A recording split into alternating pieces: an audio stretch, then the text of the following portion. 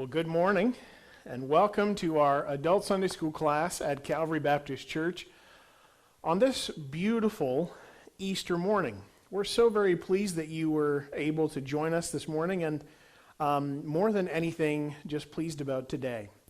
Thankful for what it means and looking forward to the service this morning. We have a couple things for you that are a little bit different from the way we have done things in the past, but just looking forward to that and looking forward to hearing some of the specials that we have for you, and just excited about today. Today's a wonderful day for Christians because so much of what we believe is based around and functions because of the resurrection. The passage that we're going to be looking at this morning in the service is from 1 Corinthians, and it really highlights the importance of the resurrection. Really, without a living Savior, everything that we do falls flat. Everything about how we live and the message that we have just ceases to have any importance, and it's just empty and useless stuff. But because of the resurrection, because of what Easter Sunday means, that means that Christ is really who he said he was, and that our message is valid and our life has meaning, and there is more than just what this world has to offer. So Easter is a wonderful, wonderful celebration. Good Friday is equally significant because of the cross and because of our sin. And Easter then takes where Christ finishes the work on the cross, the resurrection takes from there and provides the foundation for our future and just for everything. So Easter's a great, great day for us. And I'm sorry that you can't all be here this morning to be able to enjoy the specials in person, but we have recorded a lot of different things ahead of time to be able to bring those to you and just have a great day today and a special day. But this morning, we are in the book of Proverbs going through our study on the principles from Proverbs. Specifically, we began last week, or specifically instead of specifically, we began last week looking at relationships, the fundamental principles of relationships, and we looked at a number of different things. We began by looking at gossip and the damage that brings, and we looked at how we deal with that and how we shouldn't have anything to do with it. We also dealt with our relationship as a witness, which is a very formal term about how we interact with authority and even government, how we are to conduct ourselves in that kind of relationship. And so it gives some direction there as well. And as we kind of turn our attention now to conflict and how we deal with that in relationships, I want to remind you that our Sunday school notes are found on our website. So if you'd like to, you can go to cometocalvary.ca. You can grab a copy in our resources tab there of our Sunday school notes and follow along so that you have everything that we're going through this morning, and you can be up to date with us. You can follow along with us. So we're looking at relationships, the fundamental principles of relationships, and this morning to tackle conflict. Unfortunately, if you're going to be in relationships, at some point there's going to be conflict of some kind. And the scriptures give us a great deal, Proverbs gives us a great deal of principles to help us maneuver through those, avoid them, and how to manage those well. There's a lot of principles that Proverbs gives to us. We're going to start off our time this morning in Proverbs 3 and verse 30. Proverbs 3:30. Strive not with the man without cause, if he have done thee no harm.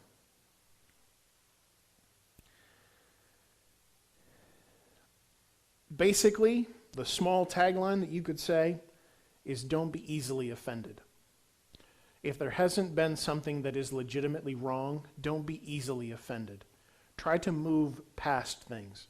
Now, how it's worded, it's not that if anybody does anything wrong to you, just kind of take it and, you just let things happen to you. It doesn't really matter. It's not that you are to be limp to being offended or anything like that, but as much as you can, don't strive, don't get into an argument, don't fuel conflict if you have not been harmed. So strive not with a man without cause. Do the best that you can not to be easily offended. Try to move past things if you can. If there's a legitimate problem, Proverbs definitely tells us to deal with that. If there's a problem, you go straight to that person, you deal with it right away. But as much as you can, try not to be easily offended. Proverbs 13:10 is the next one. So I'll keep turning over here. Proverbs 13:10. Only by pride cometh contention, but with the well-advised is wisdom. A huge portion of the conflicts that we have in relationships are due solely to our own pride. Most of the time in conflict, we always think it's the other person's problem. But if we tone down our pride, generally the conflict itself will be toned down. So pride causes conflict. If you're a very proud person, generally a very proud person will be easily offended. So as much as you can, keep your pride in check. It will decrease your conflict. Pride causes conflict. Proverbs 15 and verse 18. A wrathful man stirreth up strife, but he that is slow to anger appeaseth strife. If at all possible, and strive to be one of those people who is slow to anger. As you look at relationships in the book of Proverbs, there's a number of kinds of people that evolve, different personalities that kind of come out. And one of them that Proverbs deal with regularly is a wrathful man, a person who is very easily made angry, whose buttons are very close to the surface, and they're just raring for a fight. They flare up really, really, really quickly. And there's a lot to say. The Proverbs specifically has a lot to say about that kind of person and how there will always be drama and conflict around them. So we need to strive to be a person that is slow to anger. He that is slow to anger appeaseth strife. Just keeping things cool, keeping your calm, will diffuse and appease strife, will appease conflict. It will smooth things over. So don't be easily offended. Pride causes conflict, and be slow to anger as much as possible. And then Proverbs 17 and verse 1. And I love the word picture here in this one, Proverbs 17:1. Better is a dry morsel and quietness therewith than an house full of sacrifices with strife.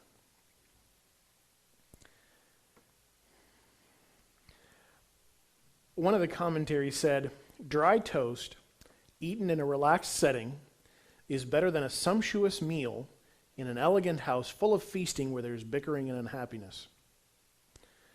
A lot of people think that a happy family is one that has the most stuff and that has the greatest stuff, that has the most amount of stuff. Bounty. But it's better to have a single piece of dry toast around the people that you love and around people that legitimately love you than it is to have all the money can buy and unhappiness.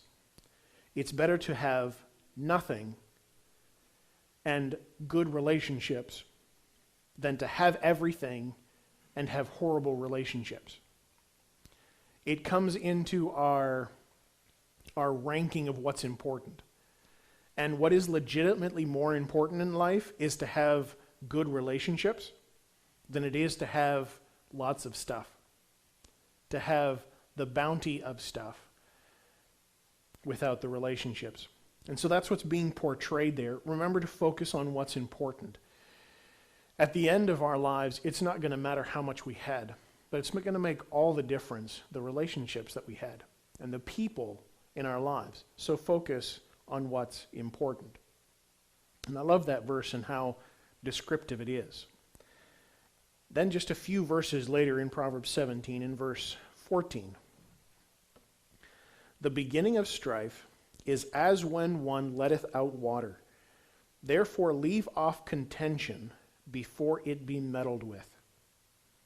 Again, this is a wonderfully descriptive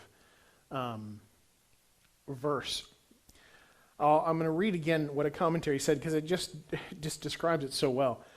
When a hole develops in a dike or in a dam, the water rushes through it and enlarges the hole rapidly. And it's the same with quarrels. Minor disputes have a way of growing to major proportions. So it's better to stop while a dispute is still insignificant. Otherwise, you may be plunged into a great war soon.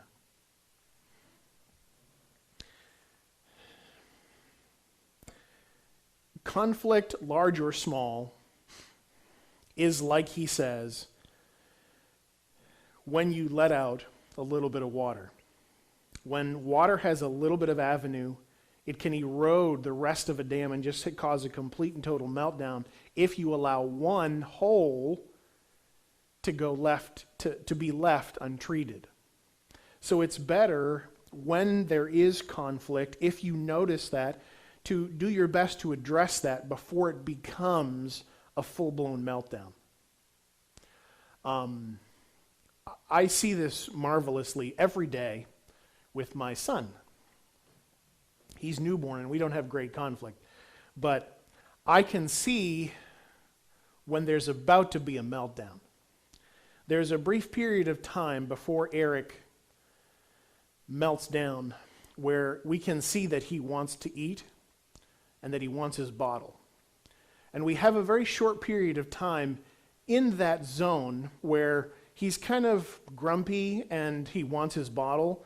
And if you kind of leave that, and if you don't prep the bottle very quickly and get him his bottle, it eventually becomes a much more greater meltdown.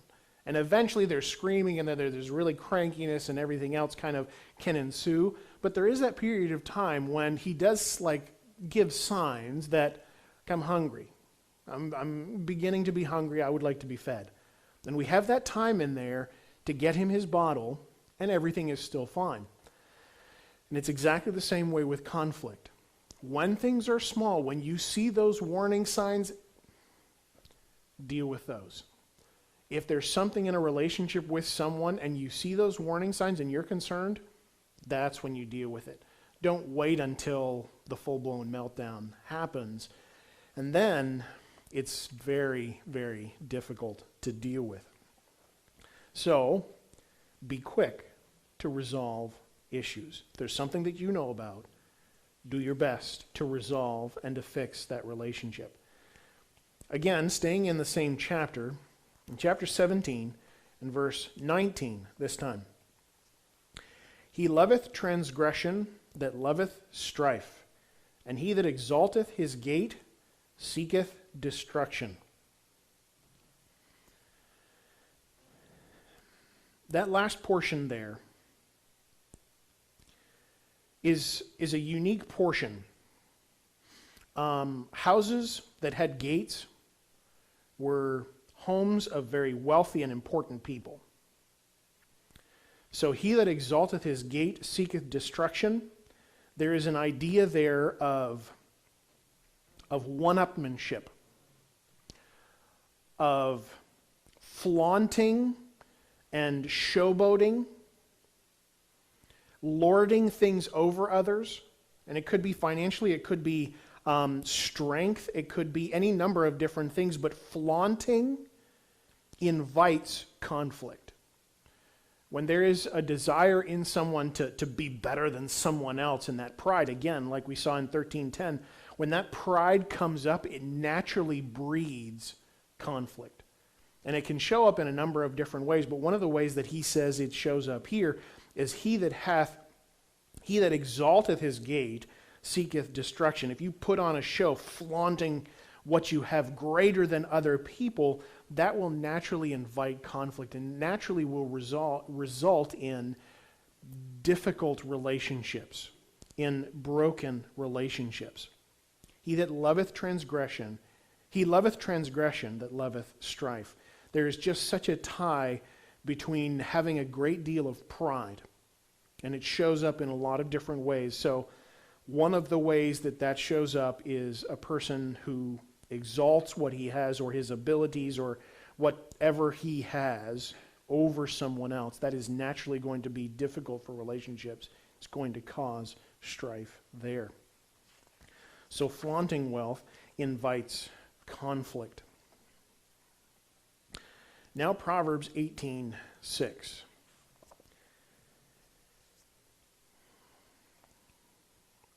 A fool's lips enter into contention, and his mouth calleth for strokes. Again, when you read through the book of Proverbs, it's so descriptive. And it doesn't just list the truth, but it describes it so marvelously. A fool's lips enter into contention. And again, here's what a commentary had to say. A loud-mouthed fool is always trying to pick a fight or start trouble, but all he succeeds in doing is bringing black eyes, contusions, and abrasions on himself. A fool's lips enter into contention, and his mouth calleth for strokes. Don't be a loudmouth, first. And second, stay away from fools. If you know someone who is just constantly bragging and is just loud-mouthed about all kinds of stuff and just always seems to be wanting to pick a fight, stay away from that, because that will breed, as it says, black eyes, contusions, and abrasions. His mouth calleth for strokes. So if you are around someone who is foolish and who has just this loud, brash, always kind of trying to pick a fight, stay away from that, because that's only going to end up harming you. Strokes. His mouth bringeth forth strokes. So he has a wonderful way of describing and helping us to understand that we should stay away from fools. Now Proverbs 20 and verse 3.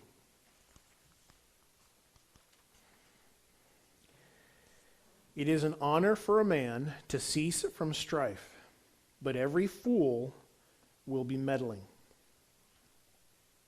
Diffusing conflict is a mark of honor. If you see someone who is doing their best to diffuse a situation, who is trying to put their effort into calming things down and bringing a different perspective to things and helping people just kind of take a moment, that's a mark of honor for them. They're a person who is wise. Because contrary to that, a person who is just always trying to be meddling and trying to stir things up and trying to cause problems and pit people against each other, that's just a fool who is constantly going to be trying to create problems, just like we said at the last verse.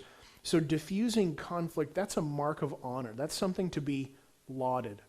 When someone is purposefully trying to diffuse a situation and trying to help people work and help relationships, that's a mark of honor.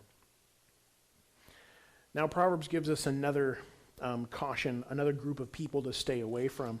Not just fools and those who are loud-mouthed and brash, but in Proverbs 22 and in verse 10, he says, "Cast out the scorner, and contention shall go out. Yea, strife and reproach shall cease." Stay away from scorners. Now, I put this up on the screen for you. I think it's up on the screen for you, this description of what scorners are. And I wanted to put it up here because it is a little bit more lengthy of a definition, but again, it just really helps us understand what he means when he says a scorner. Scorners are obnoxiously obstinate in their folly and not willing to change. They treat righteousness with ridicule and contempt. Because they are not open to correction, they are unable to learn and thus condemned. They are suitable only as negative examples for the simple Along with being obstinately immoral, he perhaps adds a smug overconfidence that increases his pig-headedness. Because he delights in evil conduct, he is dangerous to be around. So when Proverbs uses the word scorner, it is not a nice word to use. It is not a good person. It's not a good thing to be called a scorner. Obnoxiously obstinate in their folly and not willing to change. They have their view and that's it. They're unwilling to see anything else. And the problem with that is that their view is different. They have no desire to do what is right. And anyone who is right, they just ridicule and just have great contempt, have no respect for that. So a scorner, it just is so vividly described in the book of Proverbs as something that we need to stay away from. A person who has no desire to see the truth and is unwilling to look at it or to change in any way, stay away from them. Because all that their lives serve for is an example to teach others. Don't be like that. That's not a good way to be. That's what a scorner is. He serves as an example for others. Because a person like that, as obstinate as that, breeds, and everywhere they go, there is strife and reproach. When that person leaves, it goes away. So stay away from a scorner. Proverbs chapter 24 now. Verses 28 and 29. Be not witness against thy neighbor without cause, and deceive not with thy lips. Say not, I will do so to him as he hath done to me. I will render to the man according to his works. Two things that these couple verses bring out. First of all, don't make trouble. When you're living beside someone, it is not good to look for reasons to have conflict with them. As much as possible with your neighbors, with the people that live around you in the community, do your best not to cause problems for them or for others. And don't seek revenge. It's always thrown out, an eye for an eye. And generally that verse is thrown around by people who have been hurt and want to hurt someone else in response. Don't be that kind of person. Don't seek revenge. As much as you can, let that go. Let those things pass. Oh, there's so much more we could go into in all of these different things. But these are just general principles that we're touching on. One chapter over in Proverbs 25, verses 9 and 10. And this is a really, really important one. Debate thy cause with thy neighbor himself. Discover not a secret to another. Lest he that heareth it put thee to shame, and thine infamy turn not away. Resolve conflict with that person. If you have a conflict, if you know that there is something about a relationship that isn't right, the only person that you should go talk to is that person. If there is conflict in your relationship, if you want to preserve that relationship, if you want to do what the Bible, what Proverbs gives us as these principles, then you go directly to that person. This thought is rehearsed again in Corinthians when he tells Christians in Corinth how to be able to deal with conflict. He says, if you have an issue, you go directly to that person. There's steps afterwards, but that's the first thing. If you have an issue, you go directly to that person. We would resolve so many long-standing issues, difficult problems, and relationship breakups and conflicts if, when there was a conflict, we went straight to that person. Said, look, this is what I'm going through, this is what's going on. I would like to resolve this. I want to see this. Is there something that I have done that I can, change? Is there any way that I can resolve this conflict? When there is an issue, you resolve that with that person. You don't go to someone else. You don't spread it around. You don't spread the secrets all over the place. Because as verse 10 says, lest he that heareth it put thee to shame, and thine infamy turn not away. Perhaps someone that you're talking to knows the details about what's going on in that other person's life. And they can tell you, look, that's not the case. Why are you saying these things? Why are you spreading these secrets? This is what the actual story is. And that will look tremendously bad on you. It'll be hard to shake having spread rumors that aren't true, or having spread rumors about a person that's going through a difficult time of their own. Don't spread those secrets. If you have a conflict or an offense or something, you go directly to that person. Find out what the reason was. Don't tell anyone else. There's no need for anyone else to hear those secrets. Because then if somebody else hears those secrets, that turns back on you. That destroys your reputation. Resolve conflicts with that person. In the same chapter, just a few verses later, in verse 19, confidence in an unfaithful man in time of trouble is like a broken tooth and a foot out of joint. Don't rely or confide in an unreliable person. If you've ever had a broken tooth or something wrong with a tooth, and you start eating normally, and you just bite down just in the wrong way, and that burst of pain goes all the way through you. Or if you have a twisted ankle, and you get up to walk normally, and you step down, and the pain just shoots all the way through your ankle, you can't continue doing things normally because it's just that reminder there. You can't, it's just so hard. In the same way, if you confide in someone, if you tell someone the secrets, or if you tell someone in confidence, and they're an unreliable person, there's going to be that moment when you're just going along and you'll try to continue as normal, and it'll just give out on you. Don't rely or confide in an unreliable person, because you know what you're going to get. You know that's going to, at the wrong time, you're going to bite down, and that's just going to shoot that shot of pain all the way through you. So it's just, in relationships, don't rely or confide in an unreliable person. Now Proverbs 26 and verse 17. He that passeth by and meddleth with strife, belonging not to him, is like one that taketh a dog by the ears. Now, if you were to come by my house and grab my dog by the ears, he probably wouldn't do a whole lot. He'd probably just lick you or be very interested in you. But dogs were not domesticated in Solomon's time. So grabbing a dog, any dog by the ears, was very, very unwise. They were not domesticated. They were not pets. They were wild. So if you did that, you were going to get bit. That's the proverb. Don't meddle in other people's business. It's going to hurt you far more than it hurts them.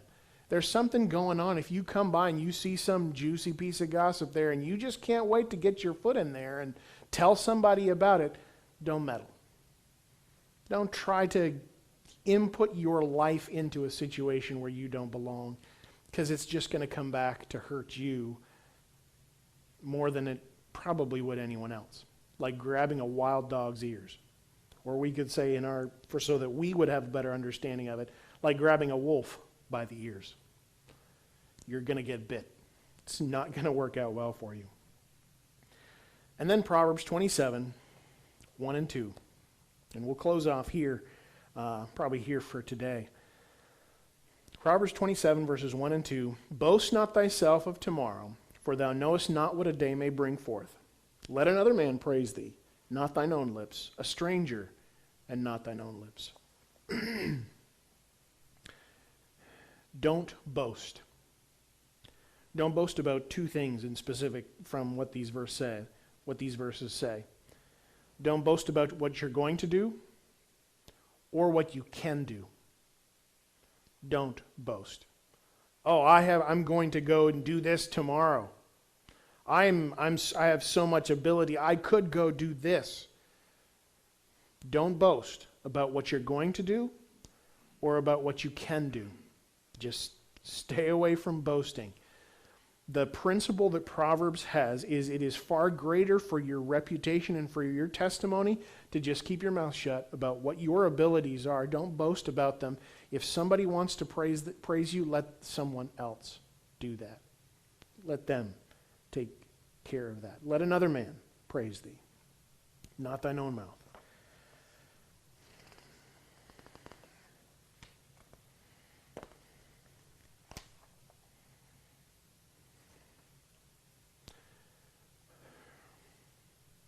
I'm looking at the time here, but we are getting to the very summary of things, so I'm going to run through these very quickly.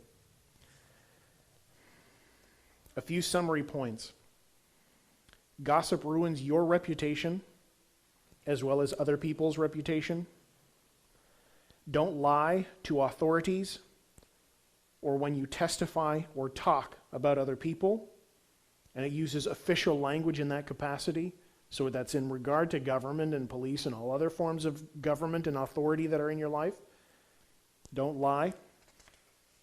About betrayal, it's not worth it. You'll only be caught in your own web.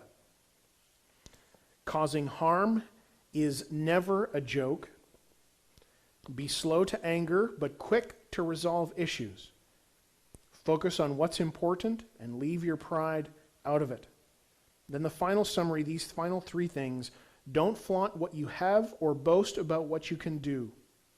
If you want to preserve the relationships that you have, don't flaunt what you have or boast about what you can do.